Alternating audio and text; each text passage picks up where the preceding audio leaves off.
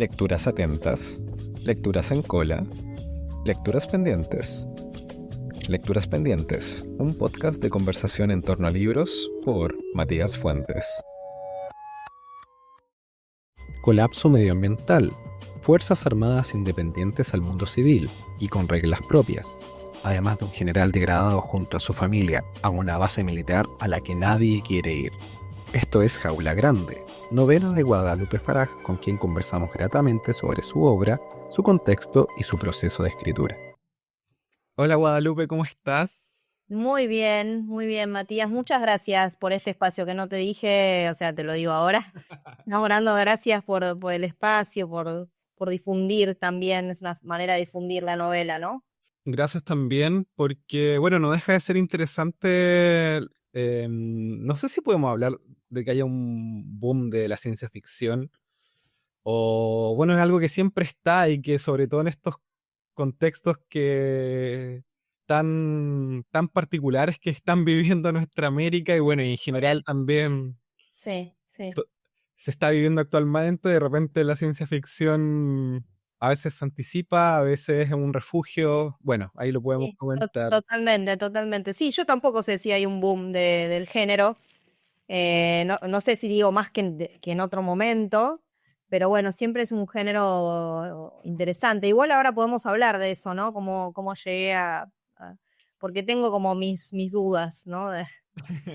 Sí, bueno, lo primero que me gustaría preguntarte, porque claro, esta conversación es por Jaula Grande, esta novela que publicaste primero en Argentina y ahora es un flamante estreno por Falso Azufre, sello chileno, Sí, muy eh, contenta.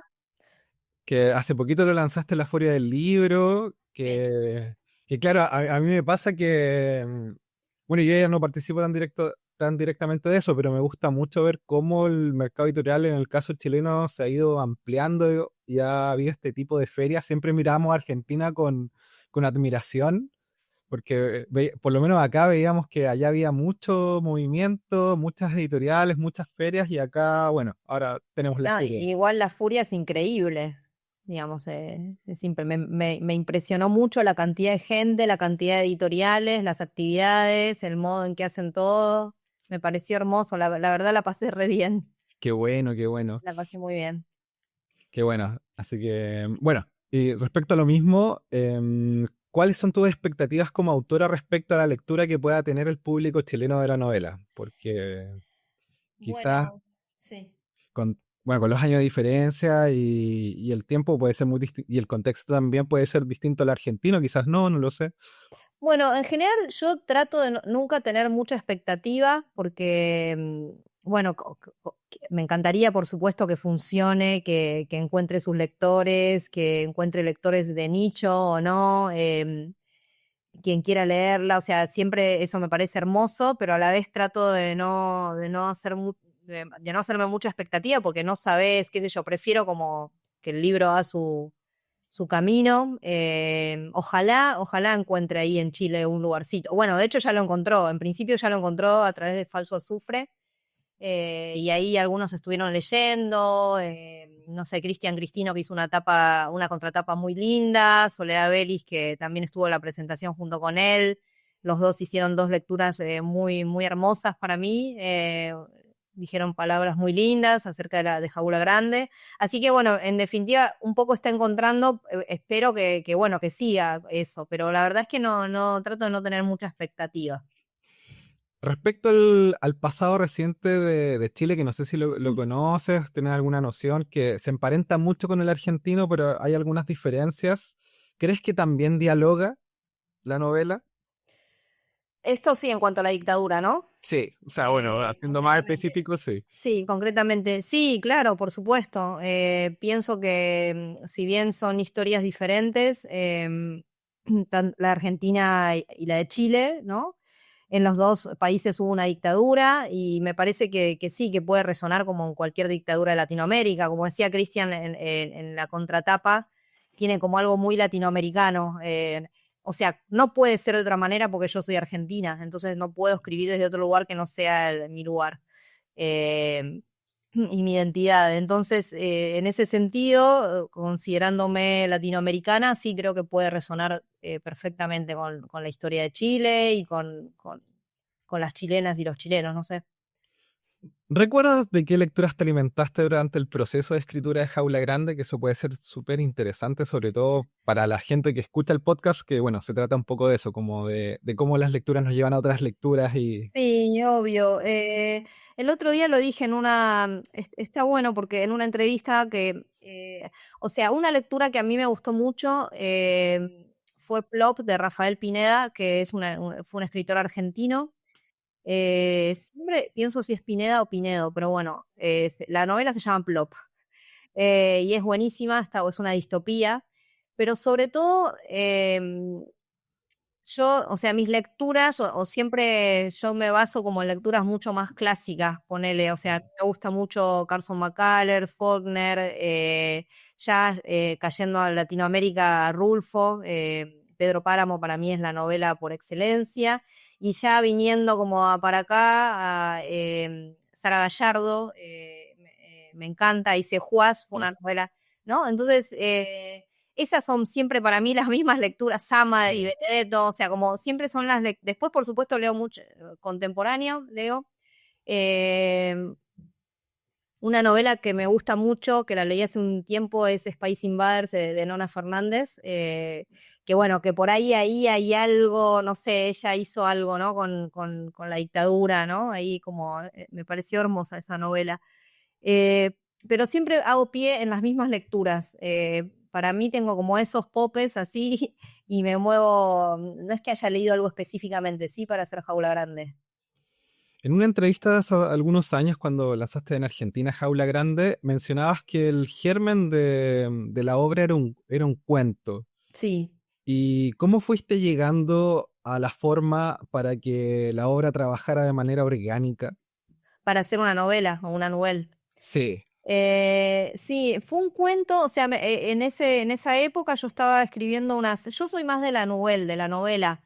El cuento me encanta leerlos, siento mucha admiración por la gente que hace cuentos, pero no siento que yo pueda ir por ahí porque me gusta como el largo aliento, ¿viste? Como ir ahí. Entonces, muchas veces los cuentos que escribo son como, no sé, como mojones o como lugares de los cuales puedo partir hacia otro lugar, ¿no? Y en este caso estaba haciendo un corpus de cuentos que nunca publiqué, ni está tipo ahí. Y el último cuento era Jaula Grande, que era un cuento, o sea, era esta historia de 20 páginas, ni siquiera Jaula Grande, creo que era Jaula Grande, o sea, separado. Y bueno, y era una historia absolutamente contenida, o sea que cuando la leías, me acuerdo que yo lo estaba trabajando con Betina González, que es una escritora argentina, ese taller o esa clínica, y ella me dijo, bueno, acá hay una historia más larga, o sea, se nota muchísimo o sea, bueno, porque estaba contenido todo apretadito, ¿no? Supongo que ella habrá leído eso, y a partir y tenía toda la razón porque yo necesitaba ahí como seguir y seguir. Y bueno, y ahí empecé como a armar la novela, o sea, como empecé a escribir y a desarrollar los personajes, la historia, como se van trabajando las historias más largas, ¿no? Pero sí, partió no, de un cuento, de una historia más corta. Bueno, por lo menos a mí me gustó mucho y me llama la atención también, y sobre todo lo que tiene que ver con ciencia ficción y dictadura latinoamericana, el hecho de que en Chile, aunque hay excepciones, yo creo que Cristino lo hace muy bien en Los Retornados, también Nona Fernández lo va más allá. En Chile en general nosotros tenemos un problema con la ficción. Nuestras ficciones, sobre todo de corte más político, son mucho más comprometidas y no permiten tanto especular, no permiten tanto experimentar. Y quizá eso también nos lleva a leer ficciones de otros lados. Y por Como mí, cierta formalidad, decís, como que no pueden, como que con ciertos temas no se juega, digamos, algo así sí, sería. sí, nos pasa un poco eso. Ahora no estamos abriendo más, ahora también en el campo editorial hay em, ejemplos de obras que van más allá, como te mencionaba, la de Cristino, Claro. la de Luna Fernández también que habías mencionado.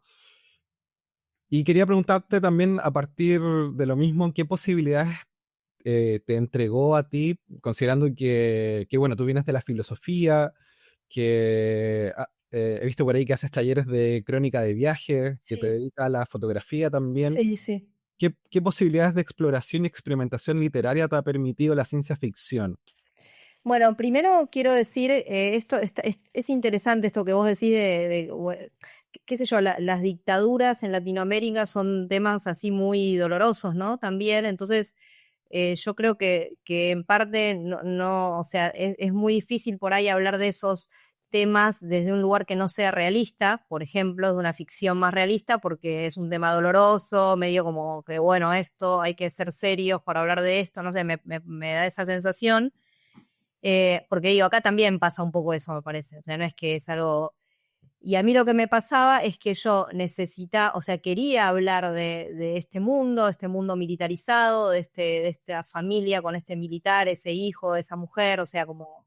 Pero no quería hablarlo desde un lugar realista, o sea, y sentía que si yo, ¿por qué? Porque si yo en Argentina, con la historia que nosotros tenemos, con esta dictadura que fue tan bueno, tan importante en la historia de nuestro país y tan dolorosa.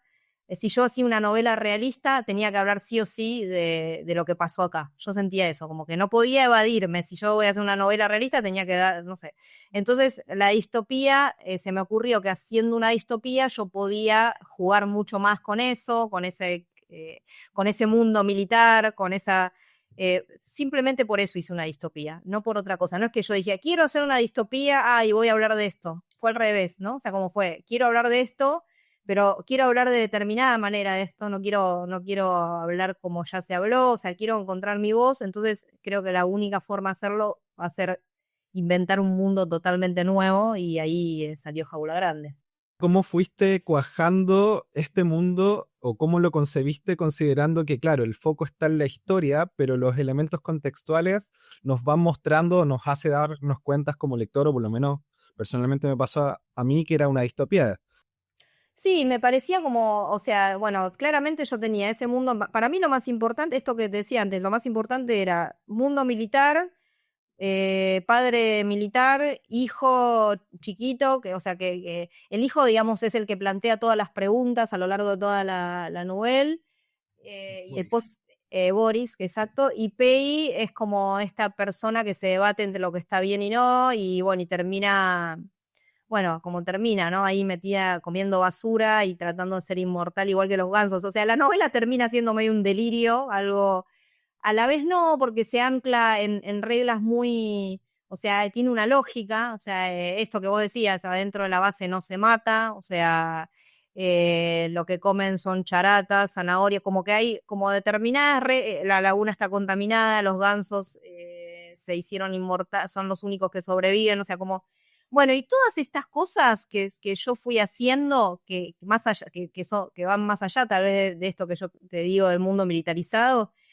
nunca sé de dónde salen. Esto siempre lo digo, yo nunca sé cómo funciona la imaginación. O sea, mi sensación es que cuando me pongo a escribir digo, esto está bueno, o sea, como me divierte ir por acá, me gusta ir por acá, me gustaba jugar con el tema de la luz, de que sea una novela que se vaya, que se fuera apagando, ¿no? O sea, como eh, me gustaba que la madera tuviera, no sé, como esa vida, o sea, como esa luminosidad, que la luz que saliera de la madera, ¿no? Esto que pasa ahí en Jaula Grande. Bueno, no sé, ciertas cositas que fui encontrando que me divertían, que me parecía que eran lindas estéticamente. Esto un poco respondiendo a lo anterior que me decías, cómo lo relaciono con la fotografía, con la filosofía. Bueno, ahí me parece que entra mucho la imagen, ¿no? O sea, como lo visual en la novela. Y creo que viene de ahí, ¿no? Un poco.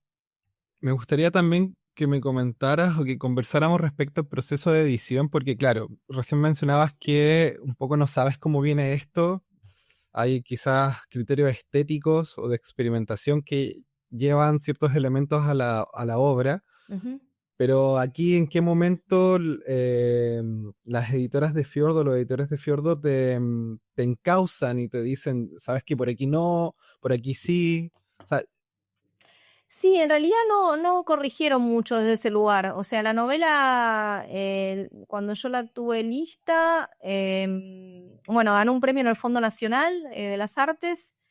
Y ahí contacté a Fiordo, ellos la leyeron al toque, o sea, al toque me escribieron, o sea, y no, y las correcciones en general fueron de otro tipo, como más digo, no sé, alguna cosita de estilo, alguna, no sé, formación gramatical, o sea, alguna, pero no tipo, che, me parece que Pei no da que coma basura, no, eso no, o sea, como eso ya formaba parte de la historia y no tocaron nada de eso.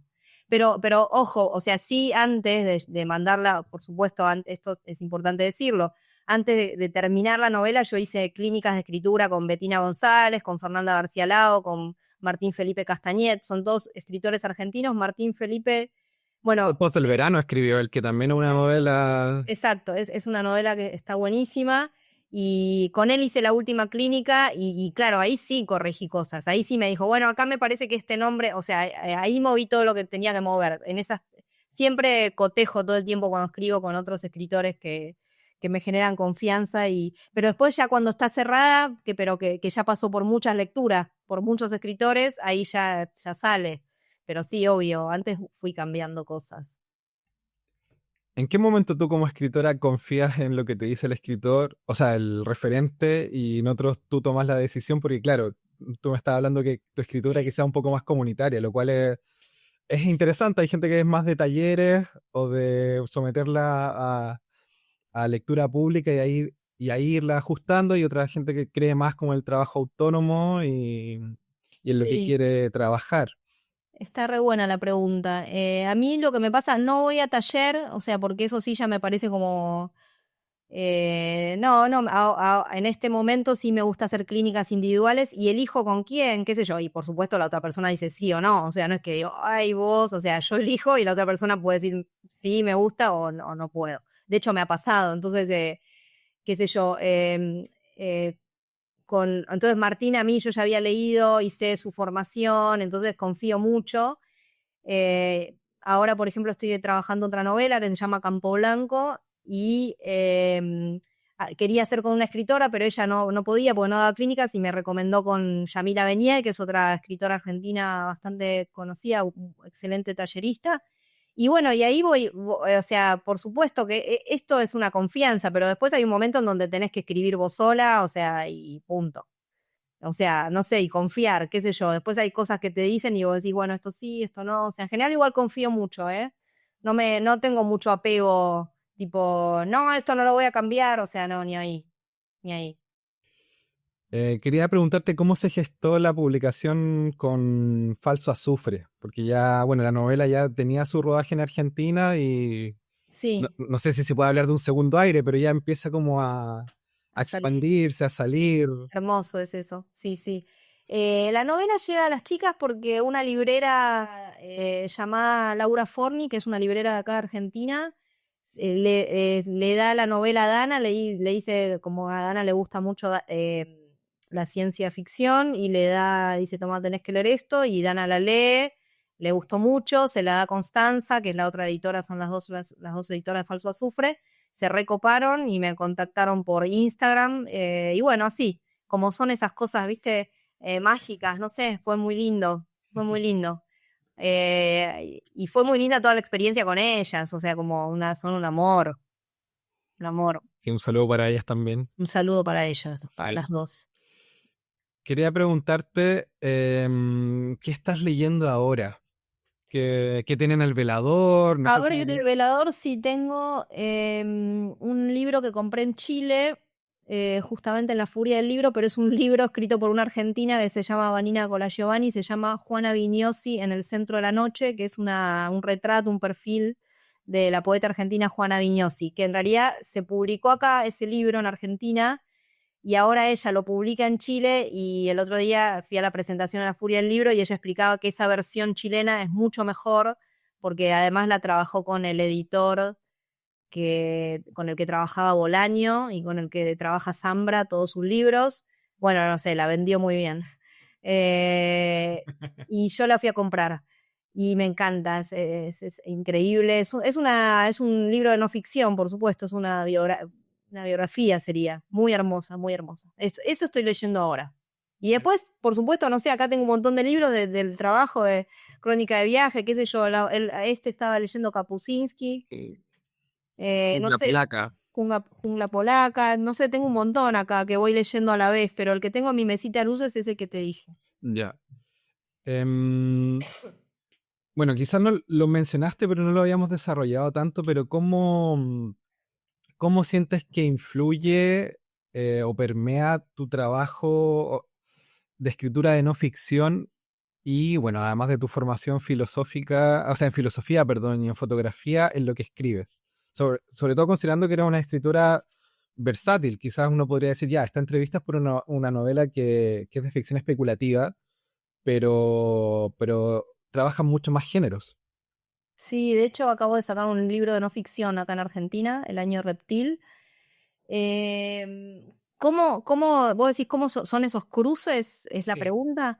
Me parece que, creo yo, cuando escribís, ¿viste? O sea, como siento eso muchas veces. Por supuesto que hay cosas que no escribo, qué sé yo, no voy a escribir nunca de economía, nunca voy a escribir, o sea, como que siempre voy por determinados lugares, por supuesto. No voy a ser tan chanta, o sea, no puedo escribir cualquier cosa.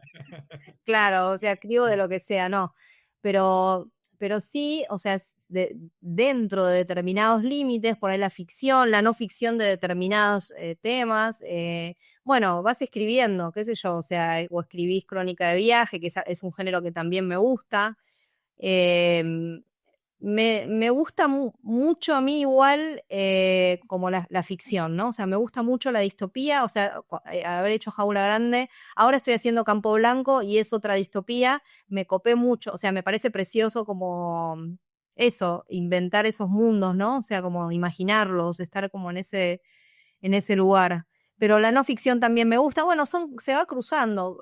No sé tampoco cómo funciona, pero supongo que se van retroalimentando, ¿no? O sea, yo creo que toda escritura es ficción, o sea, cualquier cosa que se escriba es ficción y a la vez cualquier cosa que se escriba está atravesada por lo biográfico, ¿no?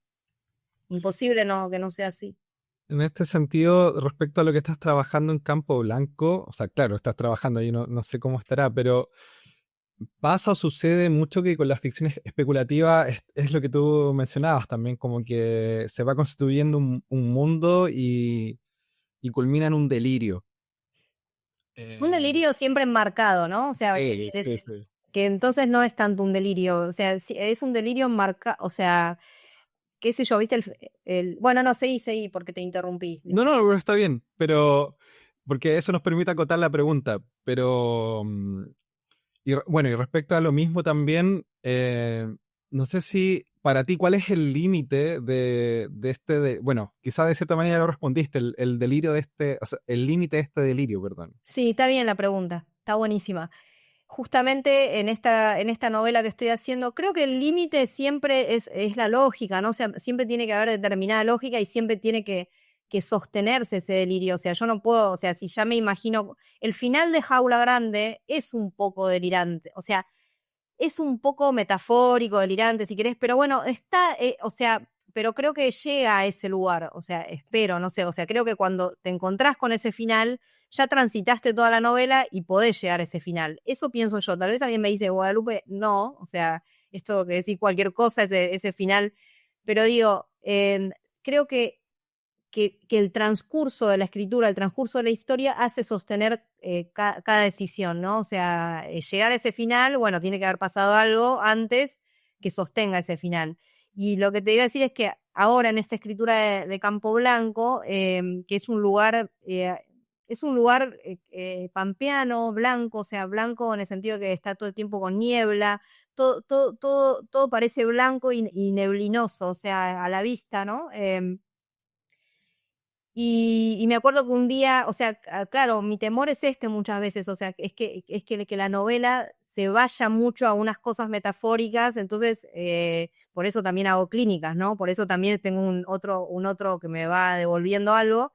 Y bueno, era una de las cosas que hablaba con Yamila Benier y ella me decía que no, o sea, digo, que la acción que yo ponía ponen en ese texto hacía el ancla, ¿no? La acción es tipo un personaje, le dice al otro, o sea, eso también es lo que baja un poco el delirio O sea, no sé, hay un ambiente determinado que se va, pero de repente hay dos personajes que están conversando y bueno, eso me parece que es un ancla, ¿no? Las acciones de los personajes, o un marco. Bueno, Guadalupe, muchas gracias por el tiempo, por esta conversación y los mejores deseos en los proyectos que se vengan. Espero podamos conversar prontamente. Matías, bueno, agradecerte el espacio de esta entrevista, también a Lecturas Pendientes por este tiempo y por interesarse así en las publicaciones independientes y en Jaula Grande sobre todo, que esperemos que encuentre ahí en Chile su público de lectoras y lectores. Bueno, gracias otra vez, un beso grande y que estén bien. Esto fue Lecturas Pendientes, un podcast de conversación en torno a libros por Matías Fuentes.